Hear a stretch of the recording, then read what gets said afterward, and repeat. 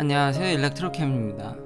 오늘은 테슬라가 정말로 빨리 이제 비트코인으로 차량 결제가 가능한 소식과 이 비트코인에 대해서 좀 더 이런 블록체인 코인에 대한 전망과 그런 부분들에서 좀 알아보고요. 마지막으로 지금 헤매고 있는 포르쉐에 대해서 업데이트를 해볼까 합니다. 자, 첫 번째로 이제 정말 홈페이지에 딱 가면 이제 비트코인으로 결제하는 안이 아예 생겨버렸습니다. 이건 미국 내 한정인데 올해 말까지 이제 전 세계적으로 이 시스템을 이제 적용한다고 하죠. 근데 만약에 이걸 결제를 하게 된다면은 일단 미국에서는 자산으로 이게 인정이 되기 때문에 세금이 발생합니다. 그러니까 제가 비트코인으로 이거를 어쨌든 차를 사는 거니까 일종의 거래죠. 그러면은 세금이 발생될 여지가 있기 때문에 그러니까 비트코인으로 이걸 결제하려고 하면 테슬라 차량을 이 아마 얼마간 보유했냐가 크게 작용할 것으로 보입니다. 이건 마치 이제 캐피털 게인, 그러니까 주식의 미국의 그 세금과 비슷하게 움직이는 것 같은데요. 그렇기 때문에 실제로 비트코인으로 차량을 구매하는 사람은 제 생각엔 거의 없을 것 같긴 합니다. 그리고 두 번째로 대부분 미국 사람들은 차를 론으로 사지 저같이 바보같이 모델 3를 그렇게 거의 돈 다 주고 사거나 이런 일은 그게 흔하지 않기 때문에 현재 그런 금융 프로그램과 연계돼서는 아직 그 비트코인이 작동하는지는 아직은 준비가 안 된 것 같습니다. 근데 거기도 충분히 조만간 이제 런칭할 수 있겠죠. 그렇지만 현재는 비트코인으로 실제로 트랜잭션을 해야 되기 때문에 실제로는 크게는 지금 그 영향을 미치진 않을 것 같지만 제 생각에 이 테슬라가 이렇게 빨리빨리 이런 시스템을 적용하는 것은 광고 효과? 그러니까 이런 식으로 계속 테슬라가 계속 회자되는 거죠. 이제 비트코인으로 테슬라 차량을 살 수 있다라니. 그러니까 많은 사람들이 관심을 갖고 이야기를 하게 되는 거죠. 그러니까 광고 효과가 더 크고 그런 테슬라의 선도적인 이미지?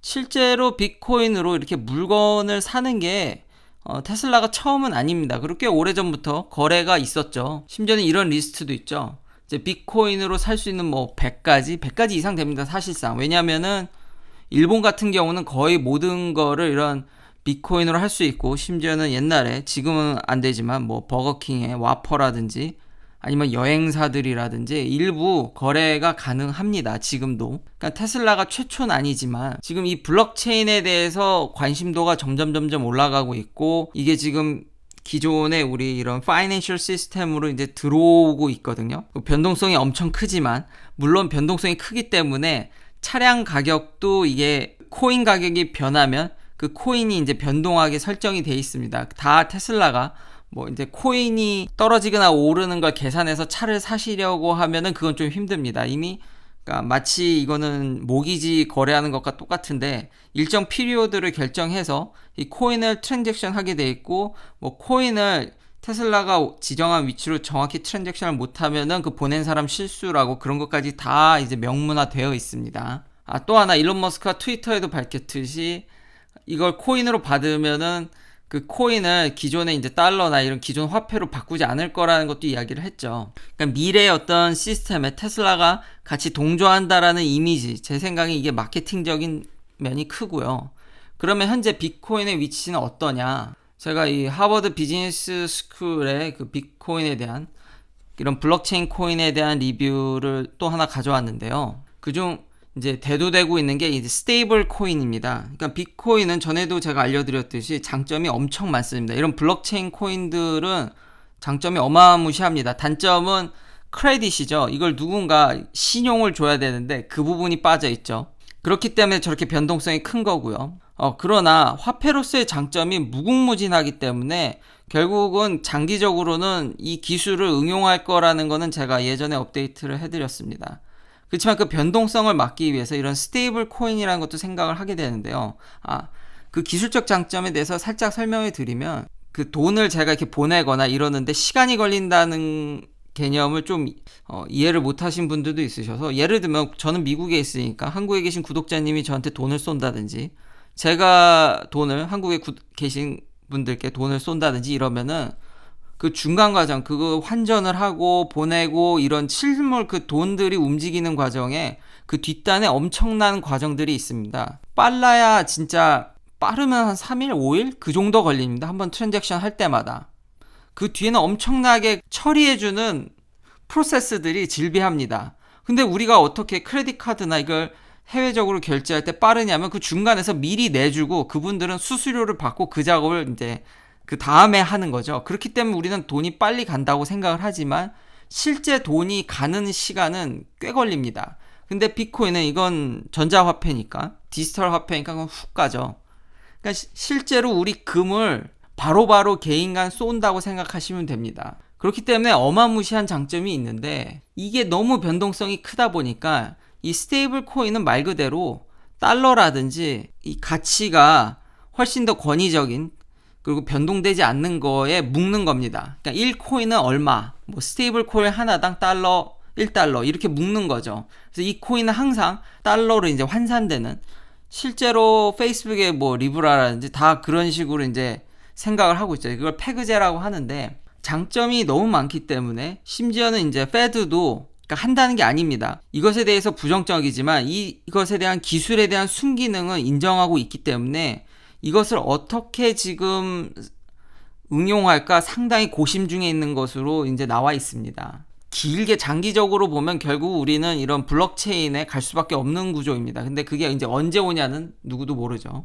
그리고 어떤 코인으로 어떤 방식으로 될지 그건 누구도 아직은 모릅니다. 근데 페드가 내부적으로 팀을 꾸려서 이걸 굉장히 조사하고 있다라는 얘기가 있습니다. 이 페드뿐만 아니라 뭐 뱅크 오브 아메리카 이런 큰 JP모건 큰 은행들도 내부적으로 이런 자산 관리, 그러니까 전 세계적으로 브랜치가 있으면 그 전 세계적으로 뻗쳐져 있는 자산들을 관리하는 게 굉장히 힘듭니다. 그러니까 내부적으로도 이런 인프라스트럭처 커스트를 줄이기 위해서 이 돈이 상당하거든요. 그래서 산탄데르 뱅크라든지 다 지금 블록체인에 대해서 생각을 안 할래 안 할 수가 없습니까? 내부적으로 자기 기축통화 화폐랑 페그제를 통해서 이거를 이동을 더 자유롭게 하는 쪽으로는 이미 어느 정도 허용이 돼가는 추세입니다. 그렇기 때문에 이제 크레딧 카드보다 더 낫다라는 얘기가 나오니까 크레딧 카드 회사는 더 빨리 지금 이 블록체인에 대해서 준비를 하고 있습니다. 그러니까 앞으로 이런 트랜잭션 피들이 다 굉장히 낮아지거나 거의 없어지는 상황으로 갈 확률이 굉장히 높아지는 거죠. 그러니까 크레딧 카드 회사들이 위기를 느끼고 이렇게 한 발자국 움직이는 이유도 충분히 이해가 되는 상황입니다. 생각보다 지금 빨리빨리 바뀌고 있는데 아직은 뭐 일본같이 뭐 이렇게 많은 분들이 접하거나 이러지는 못하고 있고, 이 데이터도 사람들이 얼마나 쓰냐를 봤더니 1.3% 멀천다이즈 트랜잭션과 연관돼서는, 근데 이것도 좀 허수가 있는 게 샘플링이 너무 작고 2019년 데이터고 대부분 아무래도 그런 투자나 자산 쪽으로의 가치를 들고 있기 때문에 아직은 좀 퍼져 있진 않지만 충분히 이제 이런 쪽으로 같이 연동돼서 생각이 된다라면은 미래에도 이런 디지털 화폐로, 심지어는 지금 미국은 달러 패권을 놓치지 않고 이 디지털 화폐까지 점령하려는 걸 생각하는 것 같은데 정말 전 세계적인 파급 효과가 엄청 클 거기 때문에 좀 상당한 조심해서 준비하는 것 같습니다. 그렇지만 포텐셜은 전 세계를 하나로 화폐를 묶을 수도 있다라는 생각이 들 정도로 장점은 상당합니다. 그러니까 방향은 이게 맞고 이렇게 가고 있다라는 거죠. 그러니까 그런 것들에 테슬라가 좀 선제적으로 대응했다고 보는 게 맞을 것 같습니다. 하지만 실제로는 저 테슬라 차량 아까 제가 말했듯이 뭐 비트코인으로 결제하는 사례는 크지 않을 것 같고요. 아직은. 그리고 이 테슬라 차량 가격이 또 바뀌었습니다. 그러니까 소폭 올랐죠. 제가 계속 그런 레지스트레이션 딜리버리가 지금 인기에 힘입어서 결국 이제 가격이 좀 올랐는데요. 이걸 보면은 모델 3 스탠다드 레인지 플러스는 한 500불이 올랐고 롱레인지 올휠 드라이브도 한 500불이 올랐습니다. 퍼포먼스 모델은 가격이 픽스되어 있고요. 이거 무슨 주식도 아니고 무슨 차 가격이 이렇게 자주 바뀌냐. 아무리 인기가 있어도 그렇지 이거 좀 너무 심한 거 아니냐 라는 비판적인 의견도 있습니다. 그러나 한국은 모르겠으나 미국에서 자동차를 사시는 분들은 아실 겁니다. 딜링을 하게 되면 차량 가격이 얼마나 고무줄인지, 혹은 요즘 인기 있는 모델은 프리미엄까지 붙는 상황도 있죠. 그러니까 딜러망에서 차량 가격은 매일 변합니다. 근데 테슬라는 딜러망이 없죠. 자기가 직접 파니까. 그러니까 그걸 투명하게 소비자들한테 공개를 하고 이걸 바꾼다고 생각을 하면은 오히려 테슬라가 정말 투명하고 속 시원한 거죠. 미국에서 차를 살 때 권장 소비자 가격이 있지만 그 가격에 사면 바보라는 소리가 들립니다.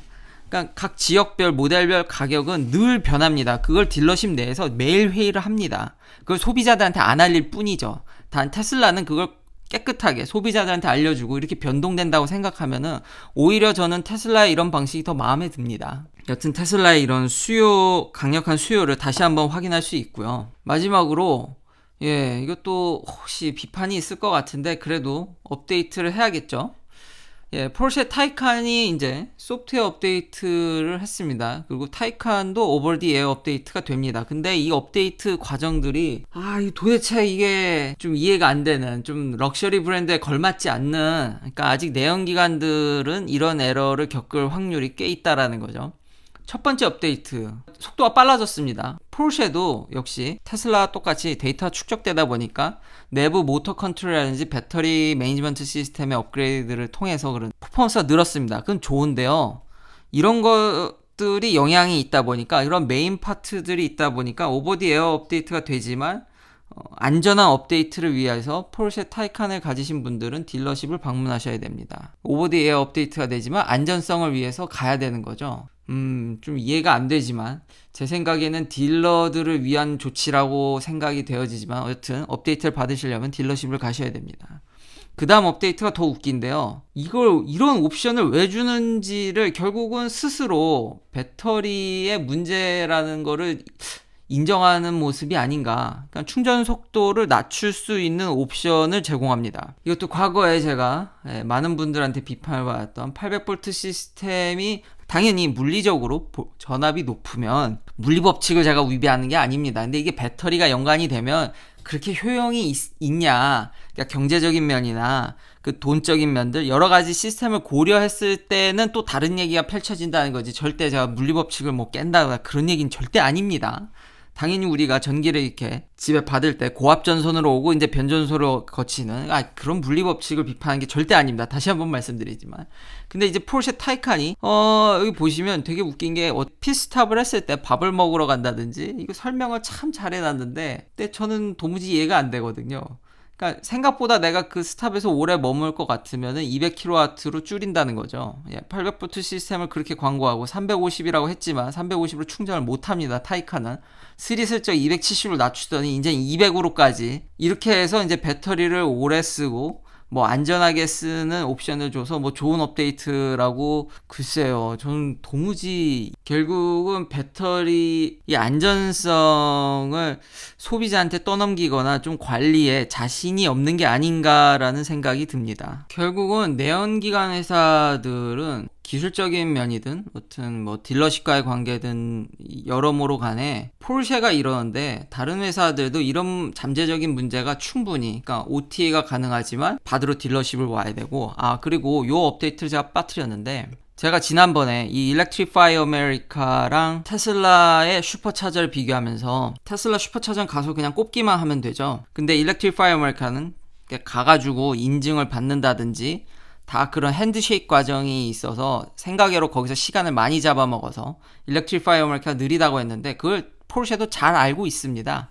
역시 모르는 게 아니고 역시 테슬라를 다 따라하죠. 근데 2020년 타이칸에는 그게 포함되어 있지 않답니다. 그러니까 Electrify America 충전기랑 핸드쉐이크 과정이 자동으로 이루어지지 않아서 2020년형에는 안 되고, 근데 앞으로 2021년형에는 이거 다 지금 한식구죠. 이거 다 폭스바겐 그룹 건데 Electrify America랑 뭐 포르쉐나 다 폭스바겐 거라서 이제는 테슬라처럼 굳이 그런 일일이 핸드쉐이크 과정에 사람이 개입하지 않고 꽂을 수 있는 거를 2021년 모델부터 이게 들어간다고 합니다.